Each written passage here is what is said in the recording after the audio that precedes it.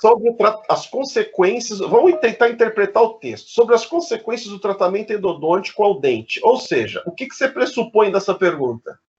Que o tratamento endodôntico já foi feito, certo? Ponto pacífico, certo? Só não tem outra interpretação. A endo já foi feita. Então, responda abaixo. O que ocorre com a dentina? Pode ocorrer hipersensibilidade dentinária? Não. Não, óbvio que não. Eu já tratei o canal, então não tem hipersensibilidade dentinária. Pode ocorrer deposição de dentina secundária, terciária? Não, porque eu não tenho mais a polpa. Porque eu não tenho mais o quê? Eu não tenho mais vida no dente, tá, gente? Então, o que ocorre com a dentina? De imediato, o que ocorre com ela? Ela deixa de receber... Professor, ela aumenta a fragilidade. Desmineralizada, é esse o nome, seria? Então, de imediato, o que ocorre com a dentina é que ela deixa de receber o aporte de vida dela, que era a polpa que alimentava toda a dentina com nutrientes e com água, certo? Então, de cara, ela deixa de receber água, ela desidrata, tá? É por isso que na estética ele fica mais opaco, o dente, professor? Desculpa. Isso, lá na coroa, lá em cima. Estão pensando na raiz, por enquanto. Então, ela se torna mais friável, uma dentina que passa a ser um pouco mais desorganizada, né? É uma dentina que deixou de receber nutrientes, deixou de receber água. Então, é uma dentina que automaticamente não é a mesma dentina que eu tinha antes. O colágeno é algo que depende de vida para estar presente ou não? Sim. Então, automaticamente, o colágeno da dentina ele passa a ser um colágeno mais desorganizado quando ele ainda estiver presente. Que a grande maioria das vezes ele se degrada, porque não tem mais vida naquela dentina.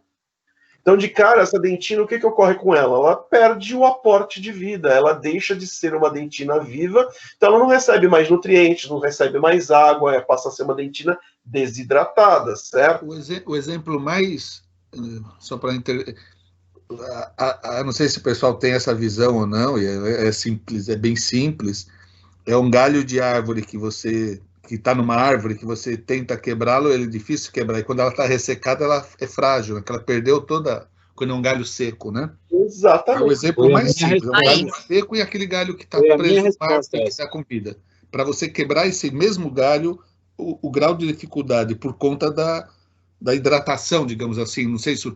Eu sei que a endodontia talvez não tenha essa visão toda, que ainda, né? Mas ela perde a hidratação, é isso, né, Sandra? Seria essa palavra? Sim, na verdade, é por isso que a gente pede, porque precisa proteger, principalmente quando o dente tem bastante estrutura, é uma coisa, mas às vezes a gente pega aquelas polisculiamboses múltiplas, que o dente está todo praticamente destruído, se você largar lá, não vai ter como fazer mais nada, e às vezes uma mordida pode causar um estrago enorme. Então, realmente, perdeu a nutrição. Nós tiramos a nutrição do dente. A polpa foi removida ou se ela mortificou, não importa. O ligamento continua lá vivo, mas o que está dentro do canal ou dos canais já foi embora, né? Exatamente esse do galho é perfeito. E é por isso que a gente fala que a odontologia, dentre as profissões da saúde, ela é bastante bonita, né? Você imagina largar dentro de um paciente um rim morto, um pulmão morto, um fígado morto, um pedaço de intestino necrosado? Tem muito fígado morto aqui nessa turma, Lipe, tenho certeza. Mas a odontologia, ela, dentre as áreas da saúde, é a única que consegue manter um órgão morto dentro da boca em estado funcional. Olha que bonito, né? Isso é muito legal. Continuando com a linha de raciocínio. O que acontece com a estética?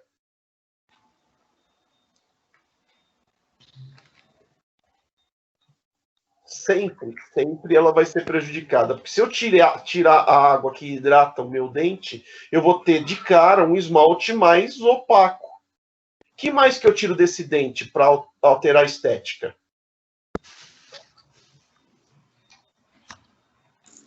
A cor final de um objeto não é a mistura de todas as cores que compõem esse objeto, dos comprimentos de onda de luz que batem e refletem? Se eu tirar a polpa, eu estou tirando que componente de cor do dente? estou tendo vermelho. Então, automaticamente, eu já tenho uma mudança de cor. Então, todo dente endodonticamente tratado muda de cor. Vai mudar em maior grau ou menor grau, dependendo dos cuidados que o endodontista ou o clínico que fez a endo tiver tido lá com a técnica adequada, de remoção de teto de câmara pulpar, de utilização do cimento adequado, de irrigação adequada, de limpeza adequada, certo? Mas, independente disso, eu removi a polpa. Se eu removi a polpa, eu removi um dos componentes de cor. Automaticamente, esse dente sempre vai refletir a luz de uma forma diferente. Para quem tem uma visão um pouco mais apurada, ele sempre vai perceber uma mudança de tonalidade do dente. Então, a estética automaticamente muda, ela é prejudicada. E com a resistência? O Alípio, referente à cor, ele tem uma hora que ele para ou ele sempre vai mudar eternamente?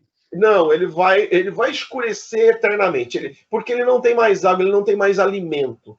Então, aquela dentina ela vai degradar automaticamente com o tempo, tá? Pode demorar um pouco mais, um pouco menos, dependendo da técnica que você utilizou para a restauração, mas fatalmente essa dentina vai degradar, os pigmentos vão se depositar. O que não vai acontecer é o envelhecimento natural do dente, porque os dentes naturalmente envelhecem por deposição de dentina, né? Então a polpa vai atresiando e o dente vai amarelando. Isso pela natureza. Então isso não vai acontecer. Então pode ser até que eventualmente esse dente se torne mais branco do que os vizinhos. Tá. Sim. Por conta de um sentido dessa deposição de dentina, né? Não tem agressão, né? Talvez também, né? A agressão ele tem, só não tem reação a essa agressão. Né? Ele não tem a resposta à agressão, né? Exatamente. Que é a deposição de dentina secundária, terciária, como você quer chamar, tá? Beleza. E a resistência? Professor. Pode falar. Com relação à estética, acho que a professora Sandra também, eu não escutei se foi falado, a associação de irrigação intracanal, professora, isso pode causar também, não pode? Pode. Pode falar. Eu não escutei, professor. Assim, com relação, vamos dizer, puxando para o tratamento endodôntico, quando a gente, lembra que eu falei, quando a gente tem aqueles dentes com retração, que a gente precisa cortar aquele cone mais lá para baixo ou lá para cima, né, dependendo se é superior ou inferior o dente, porque a gutapercha que cor é? Não é laranja? Não tem os mais clarinhos, os outros, tem cone branco, tem cone de tudo quanto é cor, mas não importa, é uma cor a mais. E se eu tenho uma raiz que já não tem um esmalte, um desgaste, o dente vai ficar, olha que lindo, vai ficar escuro. É lógico que hoje a gente dá preferência para cimentos que são claros. Na minha época, nós usávamos o N. Rickert, que tinha prata. Então, fatalmente, cortando certo ou não, aquele dente ia escurecer. O escurecimento primário, ele acontece onde? Na raiz. Tanto é que quem tem um dente tratado há 30, 40 anos, eu sei porque eu vejo isso muito na minha família, até minha mãe já teve, quando a gengiva retrai, fala assim, nossa, por que esse dente tá preto? Fica dessa cor aí a raiz, ou alaranjada, dependendo do cimento que tenha sido usado e a desidratação que acontece. Então, fatalmente, aquela raiz é escura. Se vocês extraírem um dente tratado endodonticamente, é diferente, a raiz vai ser diferente da raiz de um dente vivo, óbvio. Mas, é claro que, assim, não dá, mesmo a gente seguindo todos os preceitos direitinho, irrigação com hipoclorito, seja lá o que for, é o que o professor Alípio falou, nós perdemos o componente principal de nutrição, a polpa. Então, esse dente vai mudar em maior ou menor grau de cor. É lógico que um caso desse aí não foi só o cimento, aí provavelmente tem teto, ou sei lá, não se lavou direito, alguma coisa aconteceu a mais. Mas um dente tratado, ele fica diferente. Mais cedo ou mais tarde, mas sempre acontece. Tirou a dúvida, gente? Opa, obrigada, professor. Ele perde o brilho. Se você olhar um dente, por mais que ele não tenha alterado exatamente a cor, ele perde o brilho, entre aspas. Sim. Porque ele perdeu água. Né? Sim. perdeu a nutrição toda dele, já era. E aí a gente tem aqui algumas referências a respeito disso e algumas consequências nas fotos, né? A última pergunta era a respeito da resistência. Olha, se vocês olharem ali o item intermediário, né? Redução da resistência dental em no mínimo 5%, e dependendo da destruição coronária que levou a esse tratamento endodôntico, pode chegar a 63%. Então imaginem um molar com 63% de resistência reduzida. Ou um incisivo onde eu abri a mesial, a lingual, para fazer o acesso endodôntico, e a distal, por conta de 2 cáries que esse paciente teve, 2 restaurações extensas, onde ele já não tem mais as cristas marginais, né? Então, eu vou ter um dente extremamente enfraquecido. Isso tudo é consequência da perda da irrigação sanguínea, né? Então, o paciente perde a irrigação sanguínea, ele perde a vida daquela estrutura e ela torna-se uma estrutura extremamente friável. Ocorre também uma disposição, né, a mudança da disposição das fibras colágeno. Então, a gente tem uma série de referências aí. Para quem gostar de referência, são referências clássicas desses tipos de problemas, né? E se vocês olharem ali no seu lado direito, a última foto da direita, dá para ver nitidamente uma fratura longitudinal, provavelmente decorrente de um núcleo metálico fundido, mal planejado para esse caso. Tá? Professor, tem uma dúvida. Tem dentes que eles vão fazer endo nesse dente e ele não vai precisar de uma coroa nem nada. Como que ele vai aguentar só uma restauração se ele está tão frágil? Como que ele vai aguentar ter uma vida somente por uma restauração? Então, porque tem casos que você não precisa colocar um pino, um núcleo, nada. Você pode restaurar, né? Então, vamos lá. Dependendo do quanto de estrutura sadia foi perdido, né? Você tem que levar em consideração o quanto que sobra de estrutura coronária. Se você tiver um remanescente coronário bastante considerável, você tem lá o dente ainda com uma sobrevida razoável. E aí entra naquela linha de raciocínio de que você tem dente para proteger restauração e restauração para proteger dente. Então, quando você tem estrutura dental suficiente para uma restauração direta, é o seu dente que está protegendo a restauração. A gente chama isso daí, em dentes posteriores, principalmente, de inlay, né? Onde você tem estrutura dental suficiente, a restauração está toda contida por paredes dentárias. Quando você precisa da restauração para proteger o seu dente, você já passa a fazer recobrimento, seja de cúspide, de coroa, ou do que quer que seja. Você já passa a fazer o quê? As chamadas onlays ou coroas totais. E aí você faz o abraçamento dessa estrutura dental para proteger o remanescente. Tá? Então, na hora que você termina a endodontia, você avalia o tanto de dente que foi perdido na coroa, a parte coronária. Se você perceber que essa parte coronária tem estrutura suficiente para receber uma restauração, você simplesmente faz a restauração. Tá? Mas a restauração vai ser sempre meio fraquinha, porque... Então, você vai levar em consideração, esse paciente tem que levar em consideração que aquele dente não é igual aos outros. É um dente já fragilizado, seja pelo número de vezes em que ele foi mexido, porque dificilmente o paciente vai vir com uma cárie minúscula e sair com uma endodontia feita, a não ser por um acidente de percurso, tá? Então, dificilmente esse paciente terá problemas endodônticos se ele está lá com uma restauração conservadora, tá? Agora, se essa restauração ela foi mais invasiva, é porque esse paciente já teve alguns outros problemas anteriores. E aí ele já perdeu uma estrutura dental bastante considerável. Então, é um paciente que tem que ser avisado sobre isso. Todo tratamento endodôntico enfraquece dente. Né? E tem paciente que pensa assim, então para que está fazendo o canal do meu dente? Está fazendo o canal porque atingiu o nervo, você teve um problema, a sua polpa necrosou. Então, o paciente tem que entender isso, que o dente não faz o canal porque ele quer ganhar dinheiro. Ele faz o canal porque se faz necessário. Houve uma invasão bacteriana, essas bactérias atingiram a polpa e não é possível mais manter a polpa viva dentro daquele dente. Tá? Mas é importante que esse paciente seja esclarecido que para ele vai ter ad eterno um dente enfraquecido. Seja um dente com uma restauração direta ou com uma restauração indireta. Não importa se ele colocou uma coroa ou se ele simplesmente fez uma restauração. Posso falar? Claro, deve. E aí eu não sei, aí a Sandra também gostaria até da opinião. A rigor, quando você faz uma endodontia em posteriores, né, molar, pré-molar, a indicação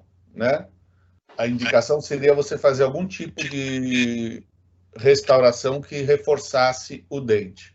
Né? Exatamente. Se for, principalmente se tiver uma amálgama, uma resina ou alguma restauração anterior que já é uma MOD, porque na verdade, como a Alípio disse, né? Em tese, né, Alípio, não é uma classe 1 que vira endo, né? Não, em tese não.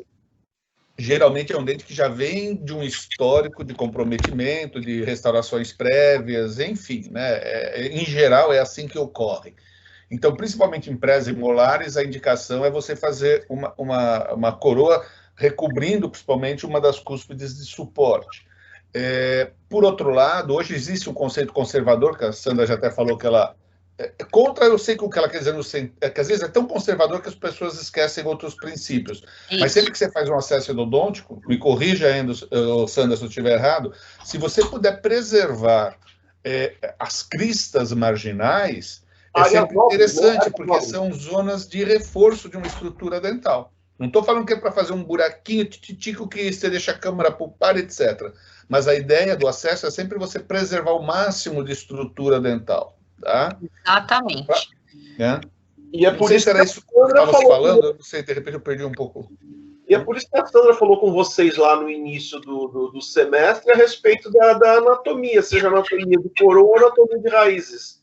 É importante o conhecimento dessa anatomia para que vocês sejam os mais conservadores possíveis na hora de fazer o tratamento. Seja o tratamento endodôntico ou seja o tratamento restaurador. E aí avaliar a necessidade ou não de recobrir uma cúspide ou recobrir inteira a coroa, né? Vocês vão ter uma aula de inlay onlay, então vocês vão entender um pouquinho melhor do que a gente está falando. Só um adendo, né, Alípio, Arthur, exatamente, se a gente lembrar lá na aula de acesso, o que o professor Arthur falou exatamente, eu sou contra aqueles acessos minimamente invasivos, porque é o que ele falou, não se respeitam alguns princípios, e aí o tratamento fica errado, né, se eu abro errado, se eu abro pouco, o resto vai sair tudo errado, mas eu tenho que preservar essas áreas nobres, desde que possível, é claro, lembrando que o que vai me dar forma interna é a forma externa, mas às vezes a gente tem, que vocês vão pegar muito em clínica, uma coisa assim, já foi meio dente, 2/3 do dente, então se eu largar... É comprometido, né, Sandra? A coisa mais natural é um dente que ou fraturou numa mordida, ou já havia uma restauração ampla, ou tinha uma restauração e houve uma infiltração, e aí já comprometeu mais ainda a estrutura. Isso é o comum, não é que seja uma outra ocorrência.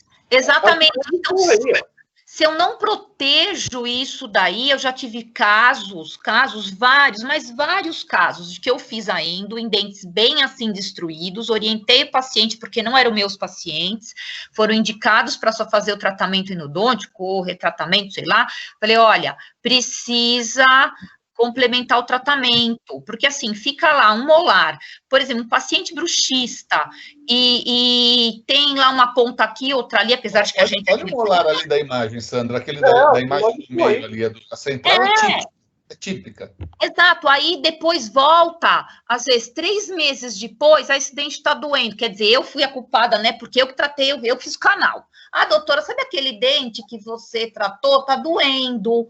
Aí, lógico, né, o dente que tratou, aí a documentação que a gente tem que ter. Aí, muitas vezes abre, porque aquilo está com aquele curativo daquela resina provisória que eu pus, não foi atrás, quando você remove, o que acontece? Praticamente o que está desse premolar a essa imagem, ou uma trinca, ou uma fratura, porque precisa proteger, gente. Então, tem que fazer um reforço, seja com post, seja com um inlay, não importa. Se perder o X%, isso os professores aí vão falar bem melhor do que eu, com mais conhecimento de causa, se perder o X% de estrutura, precisa reforçar de outra forma. Lógico, uma restauração classe 1, por exemplo, se você pega difícil, né? Mas sei lá, às vezes um trauma que aconteceu, uma batida, sei lá, aconteceu e mortificou e eu precisei fazer uma endodontia num dente íntegro, claro, aquilo lá eu posso fazer uma restauração e controlar isso, vai ficar perfeitamente. Agora, a partir do momento que eu perdi uma considerável quantidade de massa dentinária ali de esmalte, eu preciso proteger. Porque senão, você fala para o paciente, olha, você toma cuidado com esse dente, é a mesma coisa que esquecer. Porque ele esquece, ele vai morder, vai comer amendoim, vai comer rapadura, a bitampinha de garrafa, que eu já tive pacientes assim, você entendeu? Torresmo, né? Osso, né? Eu tenho paciente que adora chupar osso, olha isso. Por aí vai. E aí depois acontece, às vezes, um problema e às vezes não dá para resolver, né? Quer dizer, não dá para resolver conservadoramente, vamos dizer assim, né? Pode continuar, professor. Perdão aí. Não, é isso, gente. A endodontia traz consequências para os dentes, né? Isso. Em termos de resistência, estética e até de adesão. Porque a gente sabe que a adesão em dentina ela ocorre muito por conta das fibras colágenas, por conta da zona de camada híbrida que a gente provoca através do condicionamento ácido ou dos cimentos, os adesivos autocondicionantes, autoadesivos, né? Então, a gente tem lá a formação da camada híbrida na malha de colágeno. Se eu tenho uma dentina com uma malha de colágeno já não muito adequada, ou sem colágeno, que é o caso da dentina intraradicular depois da endodontia feita, onde não há praticamente colágeno nenhum, o que acontece? Eu tenho uma adesão também prejudicada. Então, além de todas essas consequências que a gente listou ainda, tem a consequência da adesão, que ela é prejudicada. E aí é que entram, então, os retentores intrarradiculares, para que eu tenha, então, a certeza de que aquela minha restauração, o meu preenchimento, vai se manter em posição. Tá? Continuando, né? Feito a endodontia e não havendo remanescência... Tem alguém falando alguma coisa, uma pergunta, não? Que não. Então, feita a endodontia e não havendo remanescente, a gente lança a mão dos chamados pinos fundidos ou núcleos fundidos, né? Núcleos metálicos fundidos. Eu não sei se vocês já tiveram isso na prótese, a gente faz a chamada modelagem, não é moldagem, é a modelagem, onde a gente utiliza o Duralay ou uma resina acrílica que vocês tenham ali à mão. A gente introduz essa resina acrílica dentro do conduto e modela esse conduto. Aqui na imagem inferior direita, você já tem ali o unhão preparado. O Duralay ele é removido, então, da raiz, é mandado para o laboratório vai lá fazer a colocação do refratário, a bonequinha, vai injetar, vai fazer a fundição, né? Alguém ia falar alguma coisa? Você passa a vaselina líquida ou vaselina em pasta para tirar ele depois? O conduto tem que ser isolado. Eu prefiro passar uma glicerina, né? A vaselina ela não é hidrossolúvel, a glicerina é, então ela é mais interessante neste caso. Isolar o conduto, porque você corre o risco de você ter ele preso lá dentro e ter que tirar depois com broca. Só lembrando, o preparo para um núcleo fundido é sempre mais invasivo do que o preparo para um pino de fibra, tá, gente? Para você fazer um núcleo metálico fundido, você tem que ter expulsividade da raiz, você tem que ter espessura e você não conta com adesividade. O pino de fibra, não, ele coube lá dentro, você escolheu lá o diâmetro mais adequado, coube dentro do conduto, você não precisa largar, não precisa desgastar, não precisa fazer nada, né? Já o núcleo metálico fundido, não, eu não posso ter retenção intrarradicular, ele tem que ter um preparo intrarradicular expulsivo, então eu necessariamente desgasto mais estrutura ainda do que já foi gasta. Ele é mais invasivo. Isso tudo a gente tem que levar em consideração, tá? E aí eu faço a fundição do pino, o pino vem fundido do laboratório, pronto para cimentação.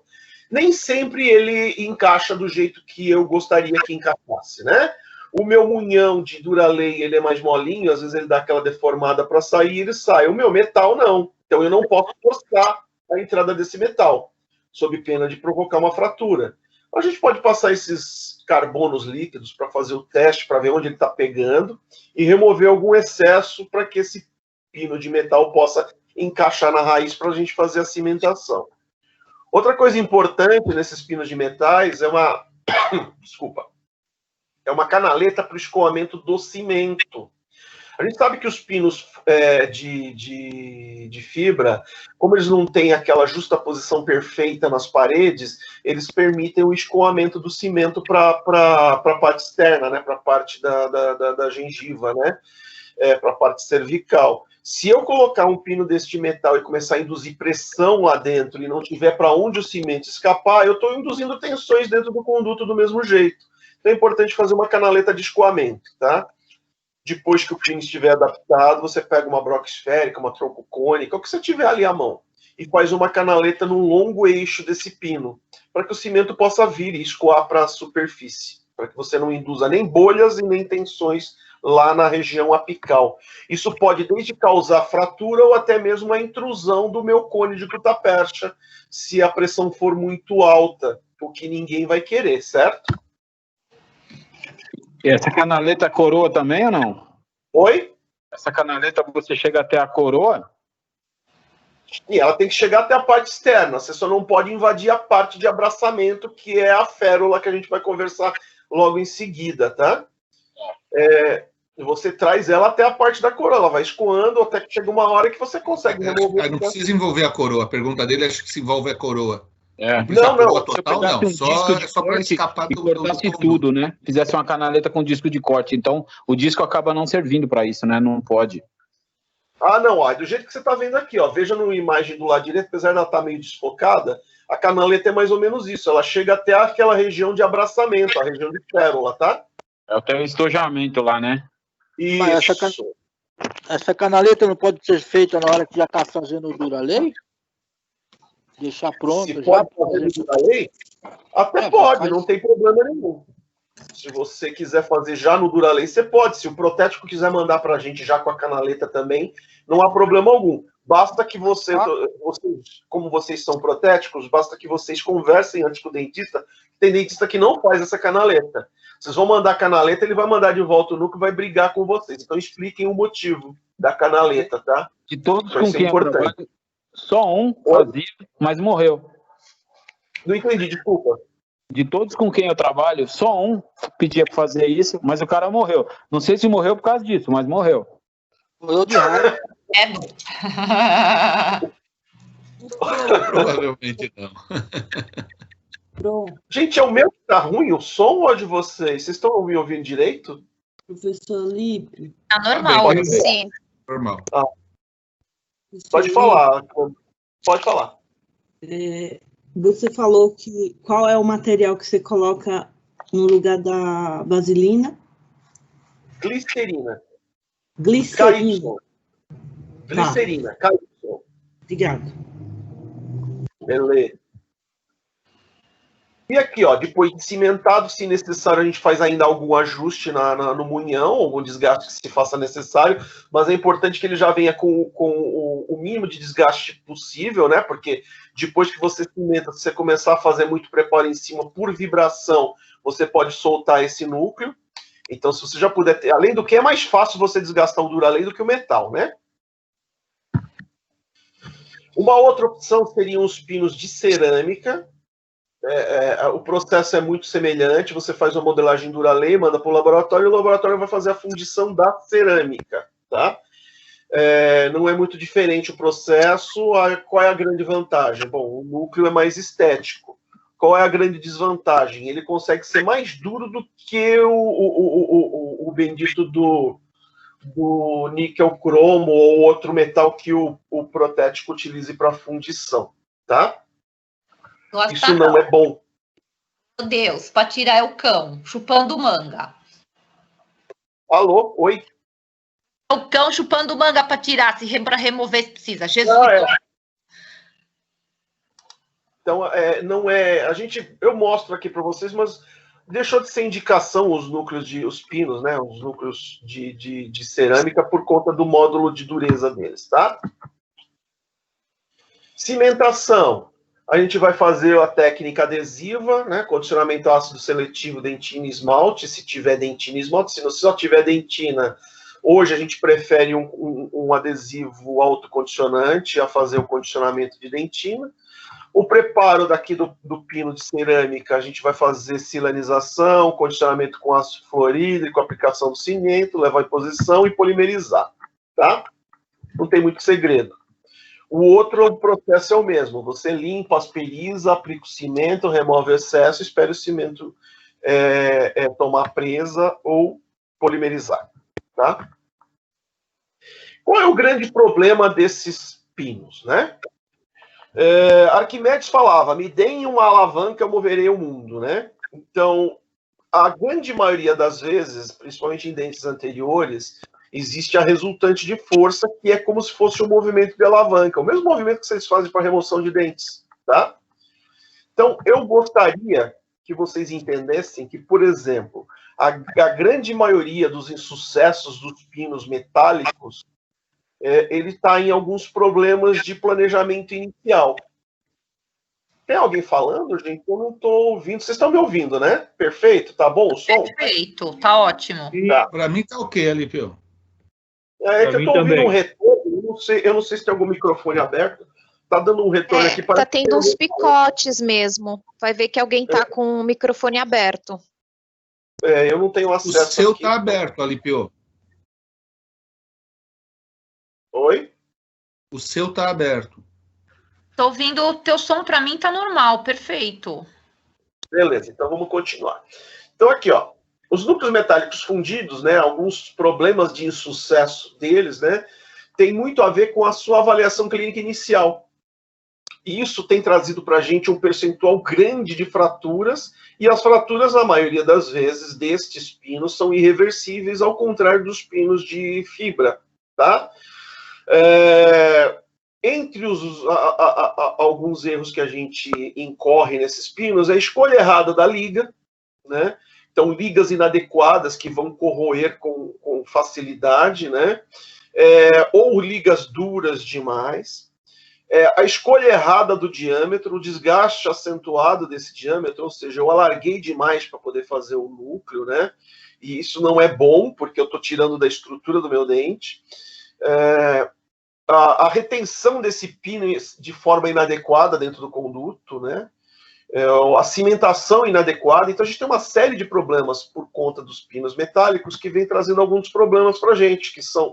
vejam bem, aqui é um molar para a gente ver que não acontece só em dente anterior. Foi feito um núcleo metálico fundido e olha o que aconteceu com a raiz. É nítida ali a fratura na região mesial. Esse tipo de fratura não tem conserto, gente. Uma vez que tenha ocorrido, qualquer coisa que você tente fazer aqui neste caso é remendo, que pode durar algum tempo ou não, mas que fatalmente vai fazer com que o paciente perca o dente. O que a gente tem recomendado hoje, caso não seja possível fazer os de fibra, a gente tem recomendado os núcleos de ouro. Já vai entender o porquê disso daqui já que eu vou mostrar um trabalho para vocês, tá? O trabalho é o mesmo, você vai fazer a modelagem do conduto, né? Vai fazer o Duralei, mandar para o protético vai fazer a fundição com liga áurica. E aí essa liga áurica a gente tem recomendado, por conta da parte estética, que ela venha não trabalhada no formato de munhão, que venha com retenções e você vai trabalhar com opaco em cima deste núcleo, para que você tenha um munhão opaco. E aí você trabalha com resinas compostas opacas. Vamos lembrar algumas coisas. O ouro, por ser um metal nobre, não existe nenhum primer metálico que tenha adesão a este metal, ao ouro, ao contrário de outras ligas, tá? Qualquer outra liga, ela sofre oxidação, então os primers metálicos que atuam em cima do óxido do metal, eles são efetivos, então você consegue fazer uma adesão de um adesivo, passando um primer e um adesivo em cima do metal, que você não consegue no ouro. Então é necessário que este núcleo de ouro, se você quiser fazer esse tipo de trabalho, venha com retenções. Peça para o seu protético fazer a retenção. Esse é um dos problemas. O segundo grande problema das ligas áuricas é o preço, tá? Temos 2 protéticos aqui, três, né? O Mauro também está aí presente. Temos 3 protéticos aqui, eu não sei se tem mais algum. Quanto sai só de liga, gente? Quanto sai de liga para fazer a fundição de um núcleo como esse? Só um chute, vamos falar aí. Vocês são... De 60 a 80 reais. Só? 3 gramas de ouro dá isso, Jefferson? Não. A grama. Na verdade, você sabe o que eu faço? Eu ligo lá na CNG e pergunto quanto tá. Toda vez que eu tenho que fazer, mas é raro aparecer isso, viu? É só ouro de tolo que aparece aqui. É, só o Duracast, né? Não, mas prata. A liga áurica... Agora me pediram prata. Não, de ouro. Uma liga de ouro, uma liga áurica para fazer um núcleo desse daí, de custo, eu duvido que saia por menos de R$300. Eu acho que é mais, Alípio. Só de liga. Daí para mais. Né? E aí você tem o trabalho do protético, da fundição, claro. Né? Quanto que você cobra uma fundição? Bom, R$1.000. Já com o metal incluído. De ouro. Não, só já que tá gastando ouro, o cara deve ter dinheiro, né? Já tô com pensamento de dentista. É um protético com pensamento de dentista já. Então sai caro, tá, gente? Então não sai barato. A liga áurica não é barata. Então a gente vê que as ligas áuricas são os mais adequados para pinos fundidos hoje, tá? A gente vai ver o porquê já, tá? Então, quando a gente pensa nisso e a gente começa a pensar nos pinos de fibra que a gente tem hoje, a gente começa a fazer brincadeira com os pinos. E quando termina a aula, se vocês puderem dar um pulinho na Kremer, virtual, claro, entra lá na Kremer e escreve pino de fibra. Vocês vão ver a profusão, a quantidade e os formatos de pinos que a gente tem. Eu trouxe umas fotos no final da aula, mas eu acho que eu não consigo terminar a aula hoje, tá?